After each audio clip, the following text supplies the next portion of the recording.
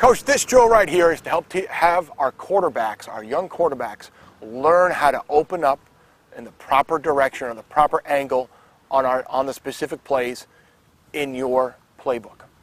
What you do, very simple. Tuna fish can lid. Iced tea lid. Any simple little round disc area that you can use. Obviously, we're using metal here, always keeping the kids' safety in mind. Shave them down a little bit after you open the can, but just have a couple of these on hand. What you do is we put them in position of a clock face. Kids can understand visual analogies. So what we do is when I teach my quarterbacks how I want them to open up, I use a clock face as a reference. Every kid knows where the clock face looks like: 12 o'clock, 6 o'clock, 3 o'clock, 9 o'clock. I set it up here so I've got 9 o'clock and 3 o'clock, 4 o'clock, 8 o'clock, 5 o'clock, 6 o'clock, 7 o'clock, and 6 o'clock right here. You want to arrange these little discs depending on how wide your young quarterback steps are. Adjust it per se.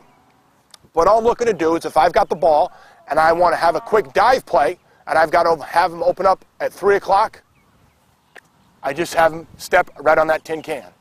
If I want them to open up at 9 o'clock right down the line, stepping on that tin can. The kids will learn if they're in the right position because they'll hear the clink of their cleats on the metal disc. Very simple way to reinforce that they're stepping in the right direction. If I need to reverse out at 4 o'clock, I'm right here. If I need to reverse out at 6, right down the line. Reinforce these. As the kids practice, take the discs away, and they now have the comfort of knowing where the proper steps are opening up. Again, based on your specific run plays, you'll have to know where and what number of the clock or what hour you want them to open up.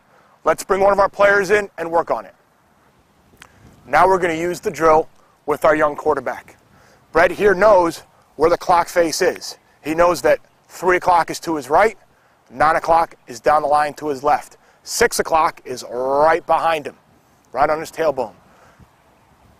With that, now let's have our quarterback open up. Listen to his cleats clink when he hits the cans. Open up, 9 o'clock. Go. Set to your position, open up, 3 o'clock. There we go. Keep that ball nice and tight, like you just took a snap off of it. Open up, 6 o'clock. Go. Excellent. Back to your set. 4 o'clock. Go. Perfect. Excellent. Coaches, as the kids get used to it, you can now remove the discs and have them practice now, knowing that that disc is always going to be there in their mind because you've reinforced it by doing this drill over and over again.